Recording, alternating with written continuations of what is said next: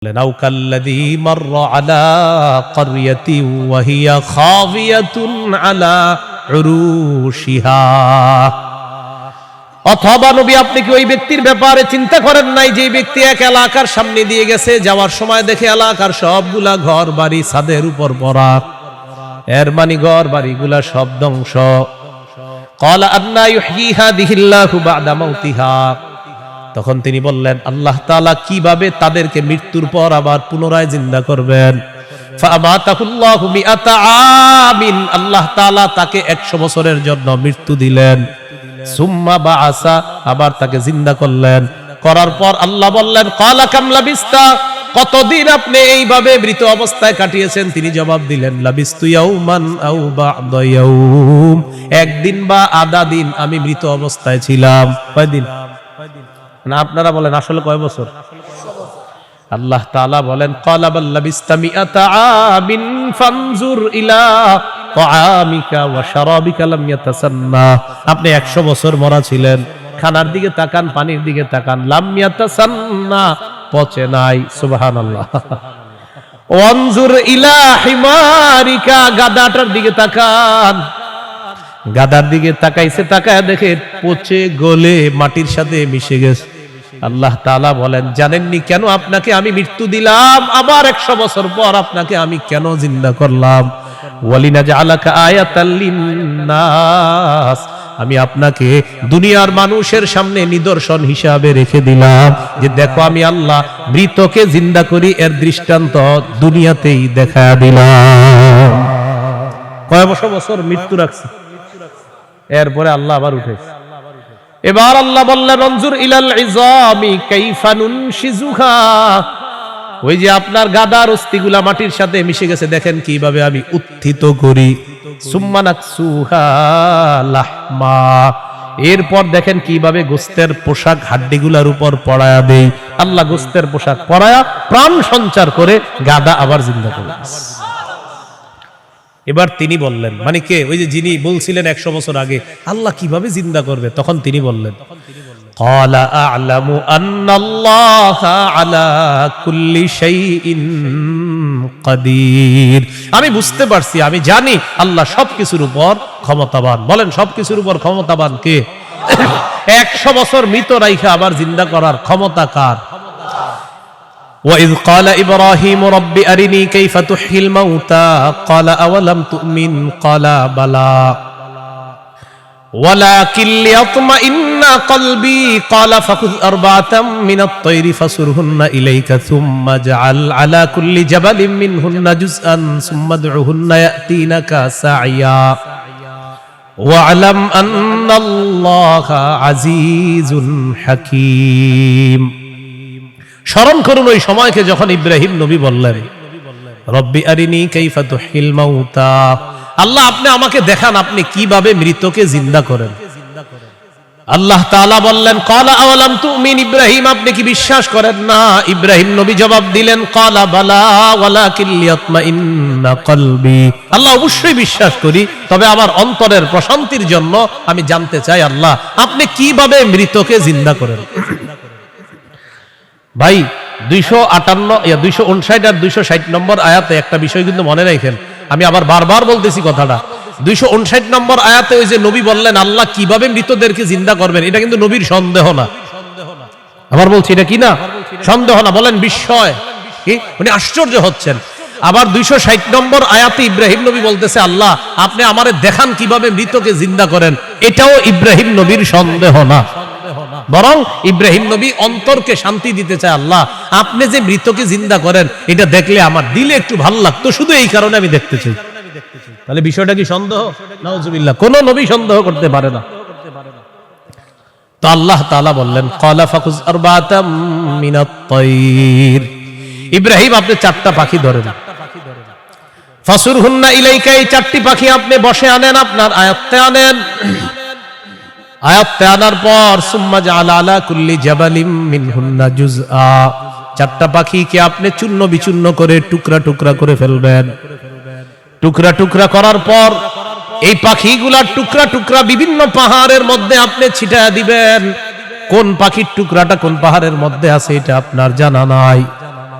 এবার আপনি তাদের নাম ধরে আপনি ডাকবেন। আল্লাহ তাআলা বলেন আমার হুকুমে যেই যেই পাখির টুকরাগুলা যেই পাহাড়ের মধ্যে আছে ওই টুকরাগুলা আমি আল্লাহ প্রত্যেক পাহাড় থেকে আলাদা আলাদা করে একত্রিত করে অবিকল ওই পাখির মধ্যে প্রাণ সঞ্চার করে দিব।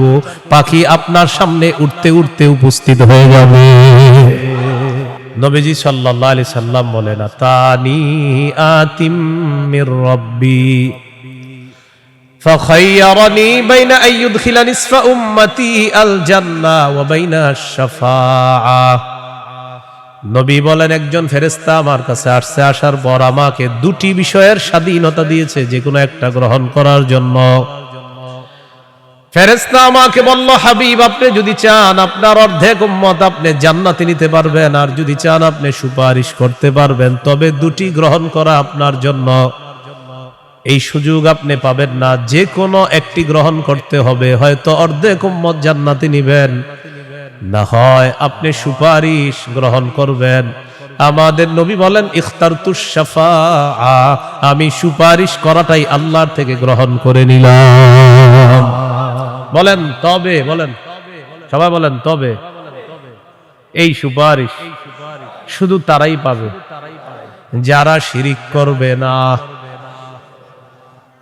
নবীজি বলেন ওয়াহিয়া লিমান লা ইউশরিকু বিল্লাহি শাইআ, আমার সুপারিশ শুধু তারাই পাবে যারা আল্লাহর সাথে শিরিক করবে না, তারাই শুধু আমার সুপারিশ পাবে, অন্যরা কিন্তু আমার সুপারিশ পাবে না।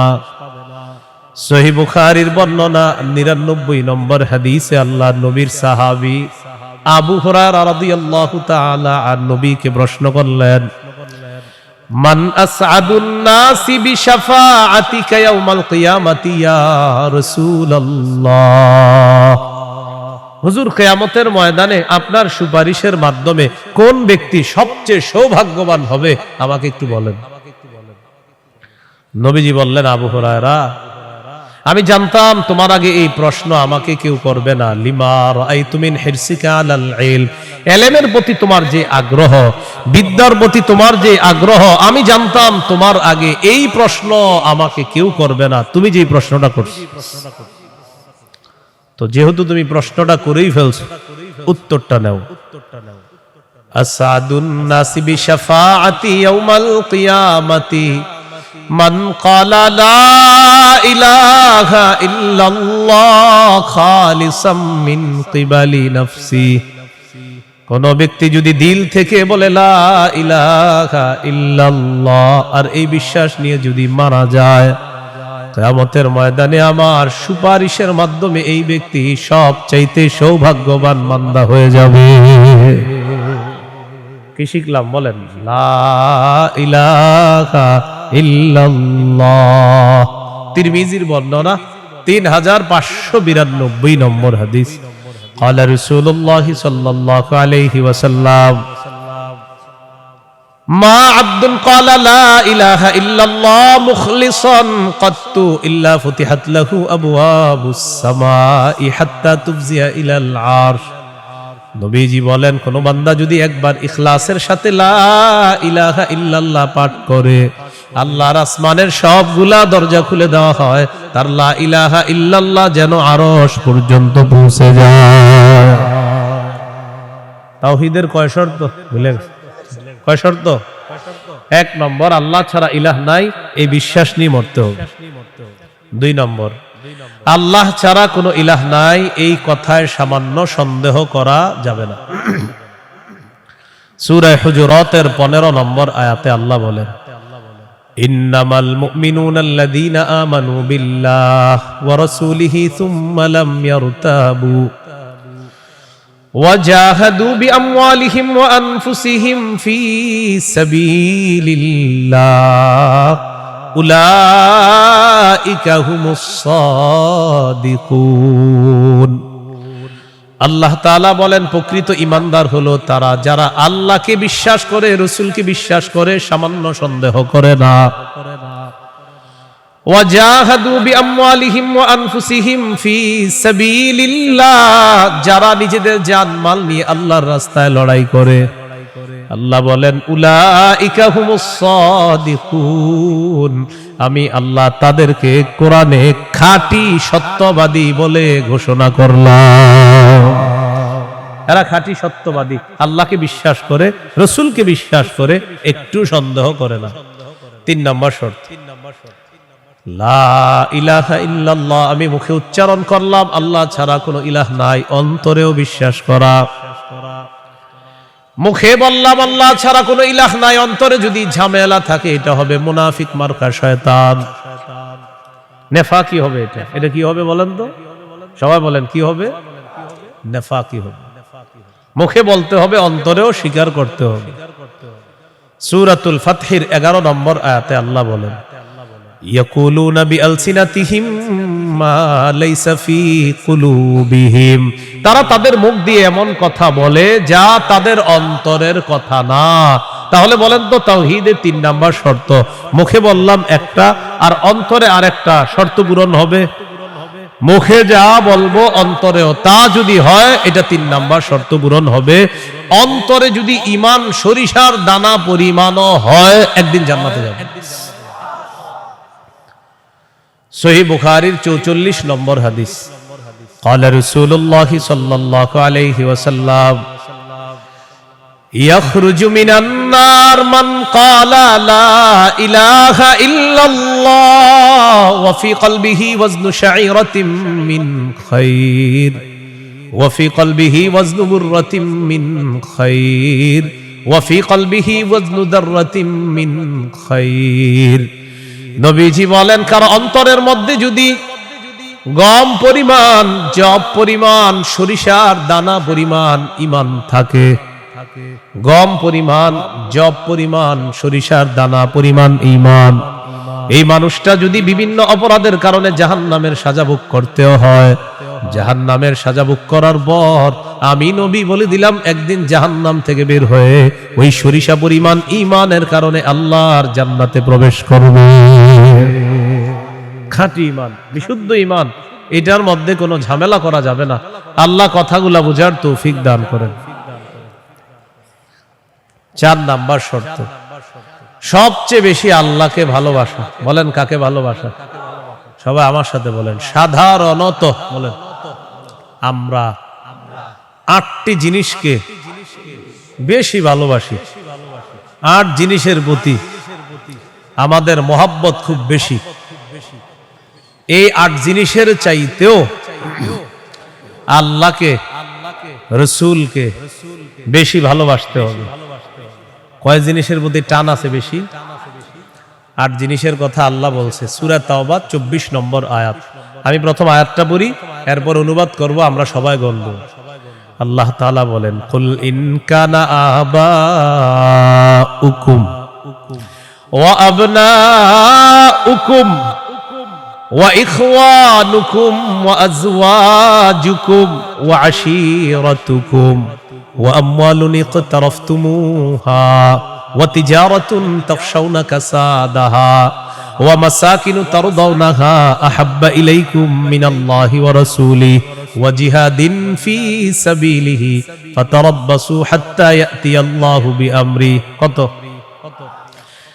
আল্লাহ তাআলা বলেন, ইন কানা আবাউকুম, যদি তোমাদের মা বাবা, ওয়া আবনাউকুম, যদি তোমাদের সন্তান, ওয়া ইখওয়ানুকুম, যদি তোমাদের ভাই বোন, ওয়া আজওয়াজুকুম, যদি তোমাদের বিবি, ওয়া আশীরাতুকুম, যদি তোমাদের পরিবার আত্মীয় স্বজন, ওয়া আমওয়ালুন ইখতারাফতুমুহা, যদি তোমাদের উপার্জিত সম্পদ, ওয়া তিজারাতুন তাখশাউনা কাসাদাহা, তোমাদের ব্যবসা, যেই ব্যবসায় লস হওয়ার টেনশনে থাকো, ওয়া মাসাকিনু তারদাউনাহা, যে বাসস্থান তোমরা অনেক ভালোবাসো, আহাব্বা ইলাইকুম মিনাল্লাহ ওয়া রাসূলিহি ওয়া জিহাদিন ফি সাবিলিহি।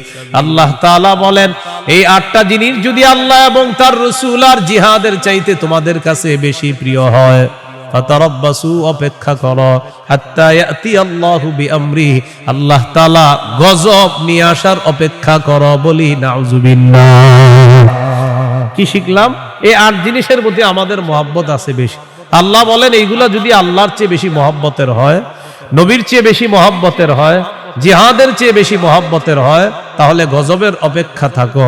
তাহলে কি শিখলাম?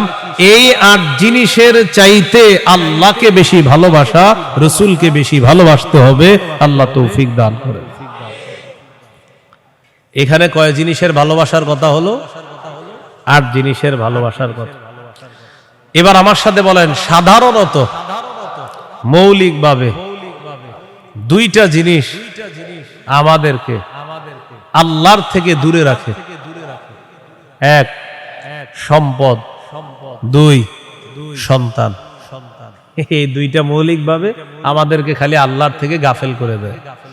সূরা মুনাফিকুনের 9 নম্বর আয়াতে আল্লাহ বলেন, ইয়া আইয়ুহাল্লাযীনা আমানু লা তুলহিকুম আমওয়ালুকুম ওয়ালা আওলাদুকুম আন যিকরিল্লাহ। আল্লাহ তাআলা বলেন, হে ঈমানদারগণ, লা তুলহিকুম আমওয়ালুকুম ওয়ালা আওলাদুকুম, তোমাদের সম্পদ, তোমাদের সন্তান তোমাদেরকে যেন গাফেল করে না দেয়, আন যিকরিল্লাহ, আল্লাহর স্মরণ থেকে যেন গাফেল করে না দেয়। দোকানের শাটারটা লাগাইতেছেন, অর্ধেক শাটার আপনি নিছেন, মুয়াজ্জিন মসজিদের মধ্যে বলে কদ কামাতিস সালাহ, কদ কামাতিস সালাহ, নামাজ দাঁড়ায় গেছে, নামাজ দাঁড়িয়ে গেছে। এই টাইমে কাস্টমার এসে কয় 10,000 টাকার সদায় লাগবে। টেনশনে পড়ে গেলেন, নামাজ 10,000, নামাজ 10,000, নামাজ 10,000, পুরাই টেনশনে আছে। আল্লাহ তাআলা বলেন, সম্পদ যেন তোমাদেরকে আল্লাহর থেকে দূরে সরায় না দেয়। নামাজ দাঁড়িয়ে গেছে, আপনি শাটারও লাগাইতেছেন নামাজে যাওয়ার জন্য। আল্লাহ তাআলা বলেন, এই শোনো, সম্পদ যেন আল্লাহর থেকে দূরে সরায় না দেয়। কাস্টমার কয় 10,000, মুয়াজ্জিন কয় কদ কামাতিস সালাহ। টেনশনে পড়ে গেছে, কি করব? সূরা তাহার 132 নম্বর আয়াতে আল্লাহ বলেন, লা নাসআলুকা রিজকা নাহনু নারযুকুকা, নবী আপনার কাছে আমি রিজিক চাই না, আমি আপনারে রিজিক দেই। পরিবারকে নামাজের কথা বলেন, নিজে নামাজ পড়েন। নামাজের পর আল্লাহ তাআলা রিজিকের কথা কেন বললেন? কারণ রিজিকের টেনশনে মানুষ নামাজ থেকে দূরে থাকে। আল্লাহ বলেন, বান্দা তুমি নামাজে যাও, আমি তোমার থেকে রিজিক চাই না, আমি আল্লাহ তোমাকে রিজিক দিয়ে দেই। সম্পদ আল্লাহর থেকে দূরে রাখে। আর হলো সন্তান, সারাদিন কান্নাকাটি করে না, যেই জোহর নামাজে রওনা করবেন ওই টাইমে কয় আমি চিপস খাবো। সারাদিন কানবে না। যখন নামাজে যাবেন তখন এক দুনিয়ার যত কিছু আছে সব খাইতে মন চায়। ইবলিস এসে খোঁচায়, আপনি তখন বুদ্ধি করে কি করবেন? ওইটারে প্যাম্পাস পরায়া মসজিদের এক কোনায় নিয়ে বসাই দিবেন। বসে থাকেন, বসে থাকেন, বুঝেন নাই? আর ইবলিস রে বলবেন, ইবলিস তুমি যেই ঝামেলাটা আমার সাথে ডেলি নামাজের সময় করো, এই ঝামেলা করে কাজ হবে না। কারণ নামাজের সময় তুই যতবার আমার সন্তানরে খোঁচাবি, ওরে ততবার কাঁধে করে মসজিদে নিয়ে যাবো। প্যাম্পাস পরায় ওটারও নিয়ে যাবেন মসজিদে, নিয়ে পাশে বসায় রাখবেন। বুঝে থাকবেন, ইবলিস বুঝা ফেলবে না, এরে খোঁচায় লাভ না, এরে খোঁচাইলে এই সন্তানও নামাজি বানায় ফেলবে। সুবহানাল্লাহ। সম্পদ, সন্তান আল্লাহর থেকে আমাদেরকে দূরে রাখে। প্রিয় ভাইয়েরা, এই 2 জিনিস যেন আমাদের মধ্যে এত মহব্বত গালেব না হয় যে এই 2 জিনিস এত পরিমাণ মহব্বত করতে গেলাম, আল্লাহকে ভুলে গেলাম, আখিরাত ভুলে গেলাম, এমনটা যেন না হয়। সম্পদ ভালোবাসি, সন্তান ভালোবাসি, মা ভালোবাসি, বাবা ভালোবাসি, ঠিক, কিন্তু এর চেয়ে বেশি ভালোবাসি আল্লাহ। এই হলো আল্লাহকে সবচেয়ে। তাওহীদের কয় শর্ত? 4 নাম্বার। সবচেয়ে বেশি কাকে ভালোবাসা? আল্লাহকে, রসুলকে সবচেয়ে বেশি ভালোবাসা, আল্লাহকে, এরপর রসুলকে সবচেয়ে বেশি ভালোবাসা। সহিহ বুখারীর বর্ণনা 16 নম্বর হাদিস। ক্বালা রাসূলুল্লাহ সাল্লাল্লাহু আলাইহি ওয়াসাল্লাম, সালাসুন মান কুন্না ফীহি ওয়াজাদা হালাওয়াতাল ঈমান। নবীজি বলেন, 3টা বৈশিষ্ট্য যদি কারো মধ্যে থাকে, সে অন্তরের মধ্যে ঈমানের স্বাদ আস্বাদন করতে পারবে। 1 নাম্বার, ইয়াকুন আল্লাহু ওয়া রাসূলুহু আহাব্বা ইলাইহি মিম্মা সিওয়াহুমা। আল্লাহ, আল্লাহ রাসূল ছাড়া যত কিছু আছে সবকিছুর চাইতে আল্লাহ আর তার নবীকে বেশি ভালোবাসা। 2 নাম্বার, ওয়া আইয়ুহিব্বাল মারআ লা ইউহিব্বুহু ইল্লা লিল্লাহ। কোন মুসলমানকে শুধুমাত্র আল্লাহর জন্য ভালোবাসা। তিন নাম্বার আইয়াকরাহা আইয়াউদা ফিল কুফরি কামা ইয়াকরাহু আইয়ুকযাফা ফিন্নার। আগুনের মধ্যে পুড়ে যাওয়া যেমন অপছন্দ, তেমনি ভাবে কুফরি করাটাও এমন অপছন্দ হওয়া। কোটি কোটি টাকা আপনার সামনে রাখা হলো আর বলা হলো আগুনে পুড়ে মারা যাও, আপনি তখন জবাব দিবেন আপনার কি মাথা খারাপ? আগুনে পুড়ে যদি আমি মারা যাই এই কোটি টাকা দিয়ে আমি করব কি? এবার আপনাকে বলা হলো কোটি কোটি টাকা দেওয়া হবে, তুমি কুফরি করো, আপনি জবাব দিবেন কোটি টাকার বিনিময়ে যেমন দুনিয়ার আগুনে পুড়তে চাই না, তেমনি ভাবে কোটি টাকার বিনিময়ে কুফরি করে জাহান্নামের আগুনেও পুড়তে চাই না। নবীজি বলেন কারো মধ্যে যদি এমন অনুভূতি থাকে আগুনে পুড়ে যাওয়া তার অপছন্দ, তেমনি ভাবে কুফরি করাটাও তার কাছে অপছন্দের, আল্লাহ তাআলা তার অন্তরের মধ্যে ঈমানের স্বাদ তৈরি করে দিবেন, ঈমানের স্বাদ দিবেন। তো এই তিনটার মধ্যে একটা হলো আল্লাহকে বেশি ভালোবাসা। বলেন তো তাওহীদের কয় শর্ত? এক নম্বর আল্লাহ ছাড়া কোনো ইলাহ নাই, এই বিশ্বাস নিয়ে মৃত্যুবরণ করা। দুই নাম্বার আল্লাহ ছাড়া কোনো ইলাহ নাই, এটার মধ্যে একটুও সন্দেহ করা যাবে না। তিন নাম্বার আল্লাহ ছাড়া কোনো ইলাহ নাই, এটা মুখে বলা, অন্তরে স্বীকার করা, বিশ্বাস করা। চার নাম্বার আল্লাহকে সবচেয়ে বেশি ভালোবাসা। এই চার শর্ত পূরণ করে আমরা যেন কবরে যেতে পারি, আল্লাহ তাআলা তৌফিক দান করেন। এরপরে আল্লাহ বলেন ওয়াল্লাহু সামিউন আলিম, আল্লাহ সর্বশ্রোতা সর্বজ্ঞানী। এটা হলো সূরা বাকারার 256 নম্বর আয়াত। এখন আপনাদেরকে 56 নম্বর আয়াত থেকে জিজ্ঞাসা করতে চাই, একটা হলো তাগুতের দল আর একটা হলো আল্লাহর দল। দুনিয়াতে মৌলিকভাবে মানুষের দল দুইটা, একটা হলো হিজবুল্লাহ আল্লাহর দল, আর একটা হিজবুশ শয়তান শয়তানের দল। এই দুই দল মৌলিকভাবে মানুষের মধ্যে সূরা মুজাদালায় দুই দলের কথা আছে। তো এই দুই দলের মধ্যে আমরা কার দলে থাকবো? আল্লাহর দলে না শয়তানের দলে? আল্লাহর দলে আমরা যারা থাকবো আল্লাহ আমাদের অভিভাবক হয়ে যাবে। এই কথাটা আল্লাহ সূরা বাকারার 257 নম্বর আয়াতে বলতেছে। মন দিয়ে শুনেন কি বলে, আল্লাহু ওয়ালিয়ুল্লাযীনা আমানু, যারা ঈমানদার তাদের অভিভাবক আল্লাহ। সুবহানাল্লাহ। আপনারা মাঝে মাঝে এমনি দোয়া করতে পারেন না, আল্লাহ আপনি আমার অভিভাবক, আল্লাহ আপনি অভিভাবক। আল্লাহ সূরা বাকারা 257 নম্বর আয়াতে বলছেন আপনি আমার অভিভাবক, আল্লাহ আমি তো সমস্যায় আছি, আমারে সমাধান করে দেন। এইভাবে বলতে হবে, আল্লাহ আপনি বলছেন আপনি আমার অভিভাবক, আল্লাহ আপনি আমার সমস্যা সমাধান করে দেন। এইভাবে আল্লাহকে বলতে হবে। আল্লাহু ওয়ালিয়ুল্লাযীনা আমানু, আল্লাহ বলেন যারা ঈমানদার তাদের অভিভাবক হলেন আল্লাহ। ইউখরিজুহুম মিনাজ যুলুমাতি ইলান নূর, আল্লাহ তাআলা অভিভাবক ঈমানদারদেরকে অন্ধকার থেকে বের করে আলোর দিকে আল্লাহ তাআলা নিয়ে যায়। ওয়াল্লাযীনা কাফারু আউলিয়াউহুমুত তাগুত, আর যারা কাফের তাদের অভিভাবক হলো শয়তান। বলেন তো ঈমানদারের অভিভাবক কে? কাফেরের অভিভাবক কে? উলাইকা আসহাবুন নারি হুম ফিহা খালিদুন। আল্লাহ বলেন যারা তাগুতের অনুসারী তারা চিরস্থায়ীভাবে জাহান্নামে থাকবে। বলি নাউযুবিল্লাহ। আলাম তারা ইলাল্লাযী হাজ্জা ইব্রাহিমা ফি রাব্বিহি আন আতাহুল্লাহুল মুলক ইয ক্বালা ইব্রাহিমু রাব্বিয়াল্লাযী ইউহয়ী ওয়া ইউমীত ক্বালা আনা উহয়ী ওয়া উমীত ক্বালা ইব্রাহিমু ফাইন্নাল্লাহা ইয়াতি বিশ-শামসি মিনাল মাশরিকি ফা'তি বিহা মিনাল মাগরিব ফাবুহিতাল্লাযী কাফার ওয়াল্লাহু লা ইয়াহদিল কওমাজ যালিমিন।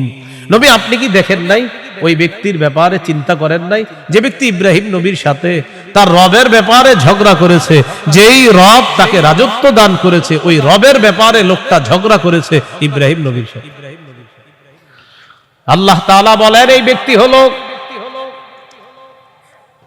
বাবেল শহরের বাদশাহ নমরুদ। ইব্রাহিম নবীর সাথে ঝগড়া লাগছে, এই কারণে নমরুদকে আল্লাহ তাআলা রাজত্ব দান করছে। রাজত্ব পাওয়ার পর নমরুদ কয় আমি খোদা। ইব্রাহিম নবী বললেন, আমার রব রব্বি আল্লাযী ইহয়ী ওয়া ইউমীত, আমার রব হলেন তিনি যিনি জীবন দেয়, যিনি মৃত্যু দান করেন। নমরুদ পাল্টা জবাব দিয়ে বলে, ক্বালা আনা উহয়ী ওয়া উমীত, আমিও তো জীবন দেই, আমিও তো মৃত্যু দেই। নাউজুবিল্লাহ। হ্যাঁ, ইব্রাহিম নবী বললেন, রব তিনি যিনি জীবন দেয় মৃত্যু দেয়। নমরুদ কথা, আমিও তো জীবন দিই মৃত্যু দিই। ইব্রাহিম নবী, তাহলে কি করতে হবে? আমারও রব মানো, কারণ আমিও জীবন দিই মৃত্যু দিই। ইব্রাহিম নবী বললেন, কিভাবে? জেলখানা থেকে দুইজন আসামি ধরে আনছে, একজনকে মেরে ফেলছে আর একজনকে ছেড়ে দিছে। মারার পর বলে, এই যে দেখো আমি মৃত্যু দিলাম। ছেড়ে দেওয়ার পর বলে, এই যে দেখো আমি জীবন দিলাম। কি ইন্টারন্যাশনাল পদ্ধতির জীবন মৃত্যু! হ্যাঁ, দুইজনকে ধরে আনছে, একটাকে হত্যা করছে আর একটাকে ছেড়ে দিছে। হত্যা করার পর বলে, দেখো জীবন দিলাম, মৃত্যু দিলাম। জীবন দিলাম কিভাবে? আর একটাকে ছেড়ে দিছে। এটা ছেড়ে দেওয়ার পর বলতেছে, আমি তাকে জীবন দিলাম। আপনারা বলেন, এটা কি জীবন মৃত্যু? ইব্রাহিম নবী চিন্তা করলেন, এরে এমন এক কথা বলে আটকাইতে হবে যেই কথার পরে আর ঝগড়া করবে না। قال إبراهيم فإن الله يأتي بالشمس من المشرق فأت بها من المغرب। ইব্রাহিম নবী বললেন, আমার রব আল্লাহ প্রতিদিন সূর্য পূর্ব দিক থেকে উঠায়, তুমি পশ্চিম দিক থেকে উঠায় দাও। তুমিও তো রব, তোমার দাবি অনুযায়ী। নাউজুবিল্লাহ। ফাবুহিতাল্লাযী কাফার, আল্লাহ তাআলা বলেন, যে ঝগড়া করছে নমরুদ কাফের, ধরাশয়ী হয়ে গেল, ঝগড়ায় হেরে গেল। মুফাসসিরিনে কেরাম বলেন, নমরুদ পাল্টা বলতে পারত, ইব্রাহিম আমি সূর্য পশ্চিম দিক থেকে উঠাতে পারবো না, তোমার রব আল্লাহ প্রতিদিন পূর্ব দিক থেকে সূর্য উঠায়, আমি তো পারবো না। তুমি তোমার রব আল্লাহকে বলো সূর্যটা যেন পশ্চিম দিক থেকে উঠায় দেখায় দেয়। মুফাসসিরিনে কেরাম বলেন, নমরুদ বুঝে শুনেই পাল্টা চ্যালেঞ্জ দেয় নাই। কেন দেয় নাই? নমরুদ কিন্তু চ্যালেঞ্জ দিতে পারতো পাল্টা, ইব্রাহিম তুমি আমারে বললা আমি যেন সূর্য পশ্চিম দিক থেকে উঠাই, তোমার রব যেহেতু পূর্ব দিক থেকে উঠায়, তো পাল্টা প্রশ্ন করতে পারতো নমরুদ, ইব্রাহিম আমি তো পারলাম না, তোমার রব আল্লাহকে বলো আল্লাহ যেন সূর্যটা পশ্চিম দিক থেকে উঠায় দেখায়। মুফাসসিরিনে কেরাম বলে, নমরুদ এটা বুঝে শুনেই পাল্টা প্রশ্ন করে নাই, কারণ নমরুদ জানে এই প্রশ্ন করলে ইব্রাহিম চ্যালেঞ্জ গ্রহণ করবে, আল্লাহকে বলবে আল্লাহ সাথে সাথে সূর্য পশ্চিম দিক থেকে উঠায় দেখায়। আর এটা যদি করে ফেলে নমরুদের দল ছোট হয়ে যাবে, হালকা হয়ে যাবে। এই জন্য নমরুদ আর পাল্টা চ্যালেঞ্জ দেয় নাই। বলেন তো, নমরুদকে রাজত্ব দিয়েছিল কে? দেওয়ার পর বলে আমি খোদা। কি বলে? আমি খোদা। এই জন্য প্রিয় ভাইয়েরা, সামনের দিকে যাদেরকে আমরা শাসন ক্ষমতায় বসাবো, যাদেরকে আমরা দায়িত্ব দিব, বুঝে শুনে দায়িত্ব দিতে হবে। কি শুনে? বলেন আমার সাথে, প্রতিদিন 2 রাকাত অতিরিক্ত নফল নামাজ পড়ব, পড়ার পর 3টা দোয়া করব। 1 নাম্বার, আল্লাহ, বলেন আল্লাহ, কিয়ামতের আগে বাংলাদেশে আর কোন নারী প্রধান চাই না।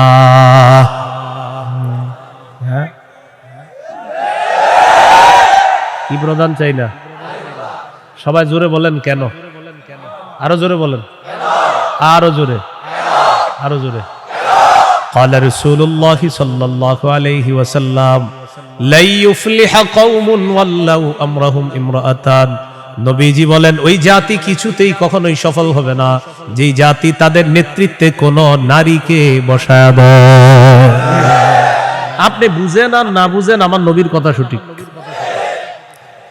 তো এই জন্য এই একটা বিষয় দোয়া করবেন। 2 নাম্বার দোয়া, বলেন আল্লাহ, মরার আগে বাংলাদেশে শরিয়া আইন দেখে যেতে চাই। কি আইন?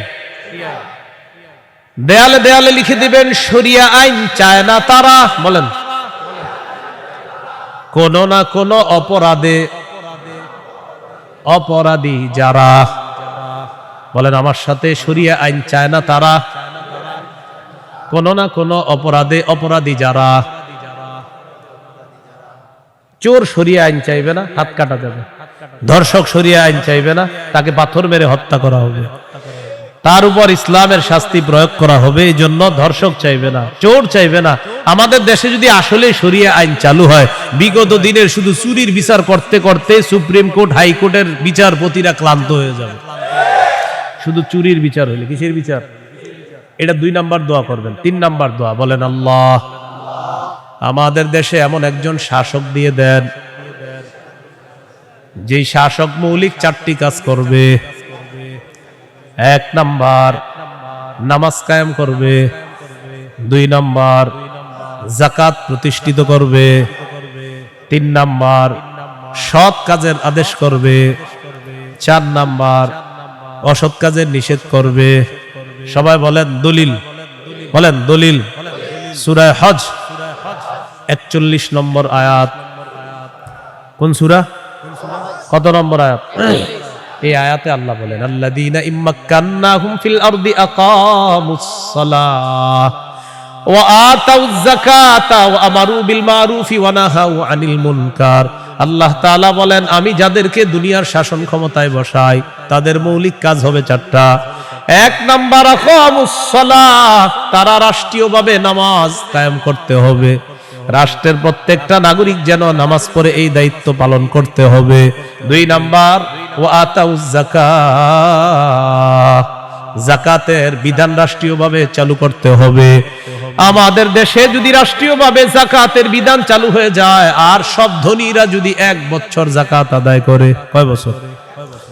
ওই বছর সুদ বলবে, যাকাত তুমি ভালো থেকো, আমি সুদ বিদায় নেই। কয় বছর? 1 বছর যদি যাকাত যারা দেয়, এরা যদি দেয়, সুদ বলবে, যাকাত তুমি থাকো, আমি চলে যাই, কারণ আমার আর থাকার জায়গা নাই। বলেন আমার সাথে, সুদে ফকির আরো ফকির হয়, যাকাতে ফকির আরো ধনী হয়। দলিল ইবনে মাজাহ 2279 নম্বর হাদিস। আবার বলেন, বলেন, সুদে ফকির আরো ফকির হয়, যাকাতে ফকির ধনী হয়। বলেন, আমাদের এই রাষ্ট্র সুদ ভিত্তিক হওয়ার কারণে এখন আমরা সবাই মোটামুটি ভিক্ষুক।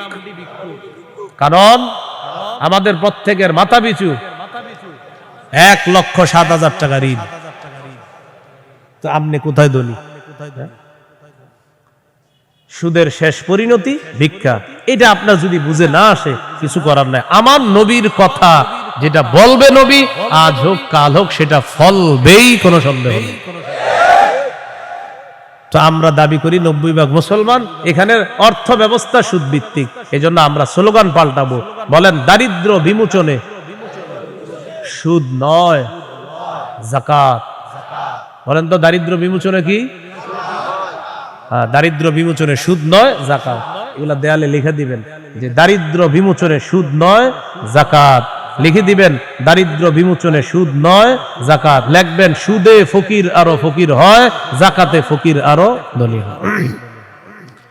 নমরুদকে রাজত্ব দিছে আল্লাহ তাআলা, সে এখন বলে আমি খোদা। বলেন নাউজুবিল্লাহ। বলেন, জীবন মৃত্যু কে দেয়? এটা হলো সূরা বাকারা 258 নম্বর আয়াত। 259 নম্বর আয়াতটা শোনার আগে আগে বুঝেন। এক ব্যক্তি এক এলাকার সামনে দিয়ে যাইতেছে, যাওয়ার সময় দেখে কি এলাকার সবগুলা ঘর বাড়ি ছাদের উপরে পড়ে রয়েছে, নিচে ছাদ, উপরে ঘর বাড়ি। আপনাদের এলাকার ছাদ কি নিচে থাকে না বাড়ির উপরে থাকে? কয়েকজন কইছে, মানে অন্যদের ঘর বাড়ির ছাদ নিচে থাকে। ঘর বাড়ির ছাদ কই থাকে? এটা প্রথমে বললেন না কেন? মানে প্রথমে কয়েকজন কইছে কয়েক উপরে, মানে অন্যদের ছাদগুলা নিচে। আপনাদের ঘর বাড়ির ছাদ কই? তো এই কথাটা প্রথমে বললে সমস্যা ছিল কি? এক ব্যক্তি যাইতেছে এক এলাকার সামনে দিয়ে, যাওয়ার সময় দেখে ঘর বাড়ি সব ধ্বংস হয়ে পড়ে রয়েছে, নিচে হইলো ছাদ, উপরে ঘর বাড়ি। উনি এই বিষয়ে দেখা সাথে সাথে বললেন, আল্লাহু আকবার, আল্লাহ কত মহান, এদেরকে ধ্বংস করলেন আল্লাহ, আবার আল্লাহ কিভাবে জিন্দা করবে, এটা ওনার সন্দেহ না। এটা ওনার কি না? সন্দেহ না। এটা উনি বিস্ময় প্রকাশ করতেছে, আল্লাহ কত মহান, আবার কিভাবে আল্লাহ জিন্দা করবে, এটা মুখ দিয়ে বলে ফেলছে। সাথে সাথে আল্লাহ তাকে মৃত্যু দিস, 100 বছর মৃত অবস্থায় রাখ। কয় বছর? 100 বছর মৃত অবস্থায় রাখ। 100 বছর পর জিন্দা করছে। জিন্দা করার পর তাকে জিজ্ঞাসা করলেন, আপনি কয় বছর মৃত অবস্থায় ছিলেন? তো জবাব দিলেন, একদিন বা আধা দিন। আল্লাহ তাআলা বললেন, আপনি 100 বছর ছিলেন মরা। কয় বছর? ওই যে উনি বলছিলেন মরাকে আল্লাহ কিভাবে জিন্দা করবে, আল্লাহ দেখাই দিতেছে। আপনার খানা পানির দিকে তাকান, তো তাকাইছে খানা পানির দিকে, তাকায় দেখে খানা পানি পচে নাই। সুবহানাল্লাহ। কয় বছর? এবার আপনার গাদার দিকে তাকান, তো তাকাইছে গাদার দিকে। গাদাটার কি অবস্থা দেখে কি গাদা পচে গলে মরে মাটির সাথে মিশে গেছে। আল্লাহ তাআলা বুঝায়, এই জন্যই তো আমি আল্লাহ। সুবহানাল্লাহ। এবার আল্লাহ তাআলা বললেন, দেখেন গাদার অস্থিগুলা মাটির সাথে মিশে গেছে, আমি এগুলারে উঠাই। তো হাড্ডি উঠাইছে, উঠানোর পর এটার উপরে আল্লাহ গোস্তের প্রলেপ দিয়ে এটার মধ্যে প্রাণ সঞ্চার করে আবার গাদা জিন্দা করে দিচ্ছে। বলেন মৃতকে জিন্দা করে কে? এই কথাটাই আল্লাহ তাআলা বলেন, আও কাল্লাযী মাররা আলা ক্বরিয়াতি ওয়া হিয়া খাবিয়াতুন আলা উরুশিহা। অথবা নবী আপনি কি ওই ব্যক্তির ব্যাপারে চিন্তা করেন নাই যে ব্যক্তি এক এলাকার সামনে দিয়ে গেছে, যাওয়ার সময় দেখে এলাকার সবগুলা ঘর বাড়ি ছাদের উপর পড়া, এর মানে ঘর বাড়িগুলা সব ধ্বংস। ক্বালা আন্না ইউহয়ী হাযিহিল্লাহু বা'দা মাউতিহা। তখন তিনি বললেন, আল্লাহ তাআলা কিভাবে তাদেরকে মৃত্যুর পর আবার পুনরায় জিন্দা করবেন। ফাআমাতাহুল্লাহু মিআতা আমিন। আল্লাহ তাআলা তাকে 100 বছরের জন্য মৃত্যু দিলেন। সুম্মা বাআসা, আবার তাকে জিন্দা করলেন। করার পর আল্লাহ বললেন, ক্বালা কাম লাবিস্তা। কতদিন আপনি এইভাবে মৃত অবস্থায় কাটিয়েছেন? তিনি জবাব দিলেন, লাবিস্তু ইয়াওমান আও বা'দা ইয়াওম। একদিন বা আধা দিন আমি মৃত অবস্থায় ছিলাম। কয়দিন? না আপনারা বলেন আসলে কয় বছর? আল্লাহ তাআলা বলেন, ক্বালা বাল লাবিস্তা মিআতা আমিন ফানজুর ইলা তাআমিকা ওয়া শারাবিকা লাম ইয়াতাসান্না। আপনি 100 বছর মরা ছিলেন, খানার দিকে তাকান, পানির দিকে তাকান, লাম ইয়াতাসান্না, পচে নাই। সুবহানাল্লাহ। ওয়ানজুর ইলা হিমারিকা, গাদাটার দিকে তাকান, গাদার দিকে তাকাইছে, তাকায় দেখে পচে গলে মাটির সাথে মিশে গেছে। আল্লাহ তাআলা বলেন, জানেননি কেন আপনাকে আমি মৃত্যু দিলাম, আবার 100 বছর পর আপনাকে আমি কেন জিন্দা করলাম? ওয়ালিনাজআলাকা আয়াতাল লিন্নাস, আমি আপনাকে দুনিয়ার মানুষের সামনে নিদর্শন হিসাবে রেখে দিলাম যে দেখো আমি আল্লাহ মৃতকে জিন্দা করি, এর দৃষ্টান্ত দুনিয়াতেই দেখা দিলাম। কয় বছর মৃত্যু রাখছে, এরপরে আল্লাহ আবার উঠেছে। এবার আল্লাহ বললেন, অনজুর ইলাল ইজামি কাইফা নুনশিজুহা। ওই যে আপনার গাদার অস্থিগুলা মাটির সাথে মিশে গেছে, দেখেন কিভাবে আমি উত্থিত করি।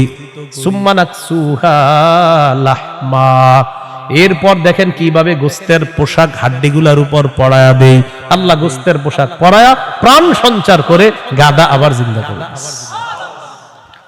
এবার তিনি বললেন, মানে কে? ওই যে যিনি বলছিলেন 100 বছর আগে আল্লাহ কিভাবে জিন্দা করবে, তখন তিনি বললেন, ক্বালা আ'লামু আন্নাল্লাহা আলা কুল্লি শাইইন কাদির। আমি বুঝতে পারছি, আমি জানি আল্লাহ সবকিছুর উপর ক্ষমতাবান। বলেন সবকিছুর উপর ক্ষমতাবান কে? 100 বছর মৃত রাইখা আবার জিন্দা করার ক্ষমতা কার? এখন আমি কি আপনাদেরকে বলছি লোকটাকে? এই লোকটাকে বলছি? বলি নাই। এলাকা কোনটা এটাও বলছি? বলি নাই। কোরআনে এলাকার নামও আসে নাই, ওই ব্যক্তির নামও আসে নাই। তবে মুফাসসিরিনে কেরাম বলেন, এই ব্যক্তি যে একজন নবী ছিলেন এতে সন্দেহ নেই। উনি একজন কি ছিলেন? নবী ছিলেন, এতে কোনো সন্দেহ নাই। এটা হলো মুফাসসিরিনে কেরামের বক্তব্য। মুআররিখিন যারা আছে, ঐতিহাসিকগণ, তারা বলেন আগে পরে গবেষণা করলে বোঝা যায় তিনি ছিলেন উযাইর আলাইহিস সালাম। কোন নবী? অথবা বলেন, অথবা আরমিয়া আলাইহিস সালাম, এটা একজন নবীর নাম। তাহলে ওই জনপদের সামনে দিয়ে যিনি গিয়েছেন তিনি একজন নবী ছিলেন, এই ব্যাপারটা স্পষ্ট। তবে তিনি কোন নবী ছিলেন, উযাইর নবী না আরমিয়া নবী, এই ব্যাপারে ঐতিহাসিকগণ বলেন তিনি হয়তো উযাইর নবী, না হয় আরমিয়া আলাইহিস সালাতু ওয়াস সালাম। এখন এলাকা, এটা কোন এলাকা? ঐতিহাসিকগণ বলেন এলাকাটা বাইতুল মুকাদ্দাসের বুখতে নসর যে এলাকা দখল করেছিল, ওই বুখতে নসরের এলাকাটা ইতিহাস গবেষণা করলে বোঝা যায় ওই এলাকাটা আল্লাহ ধ্বংস করার পর তখন ওই নবী এলাকার সামনে দিয়ে গিয়েছিলেন। তাহলে এলাকার নাম সরাসরি কোরআনে নাই, এলাকার নাম সরাসরি হাদিসে নাই, নবীর নাম সরাসরি কোরআনে নাই, নবীর নাম সরাসরি হাদিসে নাই। মুফাসসির এবং ঐতিহাসিকগণ গবেষণা করে বলেন, আগা গোড়া এটা গবেষণা করলে বোঝা যায় নবী ছিলেন হযরত উজাইর অথবা আরমিয়া, আর এলাকাটা ছিল বাইতুল মুকাদ্দাস। এই হলো সূরা বাকারার 259 নম্বর আয়াত। সূরা বাকারার 260 নম্বর আয়াত। এই আয়াতেও আল্লাহ আমাদের আকীদা স্বচ্ছ করবে যে দেখো, দুনিয়াতে আমি তোমাদেরকে জিন্দা রাখছি, আবার আমি মৃত্যু দিব, আবার তোমাদেরকে পুনরুত্থান করব, এই ক্ষমতা আমি। বিসমিল্লাহির রহমানির রহিম। আল্লাহুম্মা লাকাল হামদু ওয়া লাকাশ শুকর। সূরা বাকারা 260 নম্বর আয়াত। আল্লাহ বলেন, وَإِذْ قَالَ إِبْرَاهِيمُ رَبِّ أَرِنِي كَيْفَ تُحْيِي الْمَوْتَى قَالَ أَوَلَمْ تُؤْمِنْ قَالَ بَلَى وَلَكِنْ لِيَطْمَئِنَّ قَلْبِي قَالَ فَخُذْ أَرْبَعَةً مِنَ الطَّيْرِ فَصُرْهُنَّ إِلَيْكَ ثُمَّ اجْعَلْ عَلَى كُلِّ جَبَلٍ مِنْهُنَّ جُزْءًا ثُمَّ ادْعُهُنَّ يَأْتِينَكَ سَعْيًا وَاعْلَمْ أَنَّ اللَّهَ عَزِيزٌ حَكِيمٌ। স্মরণ করুন ওই সময়কে যখন ইব্রাহিম নবী বললেন, রব্বি আরিনি কাইফা তুহিল মাউতা, আল্লাহ আপনি আমাকে দেখান আপনি কিভাবে মৃতকে জিন্দা করেন। আল্লাহ তাআলা বললেন, ক্বালা আওয়ালাম তুমিন, ইব্রাহিম আপনি কি বিশ্বাস করেন না? ইব্রাহিম নবী জবাব দিলেন, ক্বালা বালা ওয়ালাকিন লিয়াতমাইন্না কলবি, আল্লাহ অবশ্যই বিশ্বাস করি, তবে আমার অন্তরের প্রশান্তির জন্য আমি জানতে চাই আল্লাহ আপনি কিভাবে মৃতকে জিন্দা করেন। ভাই 259 আর 260 নম্বর আয়াতে একটা বিষয় কিন্তু মনে রাখেন, আমি আবার বারবার বলতেছি কথাটা। 259 নম্বর আয়াতে ওই যে নবী বললেন আল্লাহ কিভাবে মৃতদেরকে জিন্দা করবেন, এটা কিন্তু নবীর সন্দেহ না। আবার বলছি এটা কি না? সন্দেহ না, বলেন বিস্ময়, কি উনি আশ্চর্য হচ্ছেন। আবার 260 নম্বর আয়াতে ইব্রাহিম নবী বলতেছে আল্লাহ আপনি আমারে দেখান কিভাবে মৃতকে জিন্দা করেন, এটাও ইব্রাহিম নবীর সন্দেহ না, বরং ইব্রাহিম নবী অন্তরকে শান্তি দিতে চায়, আল্লাহ আপনি যে মৃতকে জিন্দা করেন এটা দেখলে আমার দিলে একটু ভালো লাগতো, শুধু এই কারণে আমি দেখতে চাই। তাহলে বিষয়টা কি সন্দেহ? নাউজুবিল্লাহ, কোন নবী সন্দেহ করতে পারে না। তো আল্লাহ তাআলা বললেন, ক্বালা ফাকুজ আরবাতাম মিনাত তায়র, ইব্রাহিম আপনি 4টা পাখি ধরেন, ফাসুরহুন্না ইলাইকা, এই 4টি পাখি আপনি বসে আনেন, আপনার আয়াতে আনেন। আয়াতে আনার পর সুম্মা জাআলা আলা কুল্লি জাবালিম মিনহুন্না জুজআ, 4টা পাখিকে আপনি চূর্ণ বিচূর্ণ করে টুকরা টুকরা করে ফেলবেন। টুকরা টুকরা করার পর এই পাখিগুলার টুকরা টুকরা বিভিন্ন পাহাড়ের মধ্যে আপনি ছিটায়া দিবেন। কোন পাখির টুকরাটা কোন পাহাড়ের মধ্যে আছে এটা আপনার জানা নাই। এবার আপনি তাদের নাম ধরে আপনি ডাকবেন। আল্লাহ তাআলা বলেন আমার হুকুমে যেই যেই পাখির টুকরাগুলা যেই পাহাড়ের মধ্যে আছে ওই টুকরাগুলা আমি আল্লাহ প্রত্যেক পাহাড় থেকে আলাদা আলাদা করে একত্রিত করে অবিকল ওই পাখির মধ্যে প্রাণ সঞ্চার করে দিব। পাখি আপনার সামনে উঠতে উঠতে উপস্থিত হয়ে যাবে। তো আল্লাহ বলেন ফাসুরহুন্না ইলাইকা, এটা আপনি বসে আনেন, আয়াতে আনেন। সুম্মা জাআল আলা কুল্লি জাবালিম মিনহুন্না জুজআ, এগুলারে টুকরা টুকরা করে আপনি পুরা সব একসাথে করে ফেলবেন। এখন বলেন তো 4 পাখি একসাথে টুকরা টুকরা করলে কোন পাখির টুকরা কোথায় আছে এটা কি বলা যাবে? ইব্রাহিম নবীকে বললেন আলাদা আলাদা পাহাড়ের মধ্যে রেখে দেন। রাখার পর এবার আপনি ডাক দিবেন। ডাক দেওয়ার পর দেখবেন ওই আলাদা টুকরাগুলা একত্রিত হয়ে যেই যেই পাখির টুকরা আমি আল্লাহর হুকুমে ওই পাখির শরীরে যাবে, আমি প্রাণ সঞ্চার করে দিব, পাখি আপনার সামনে উঠতে উঠতে উপস্থিত হয়ে যাবে। শেষে আল্লাহ বলেন ওয়ালাম, জেনে রাখেন আল্লাহ আজিজুল হাকিম, আল্লাহ মহাপরাক্রমশালী, আল্লাহ মহাপ্রজ্ঞাময়। 3টি বিষয়। 1 নাম্বার বলেন আল্লাহর কাছে মনোনীত ধর্মের নাম কি? ইসলাম।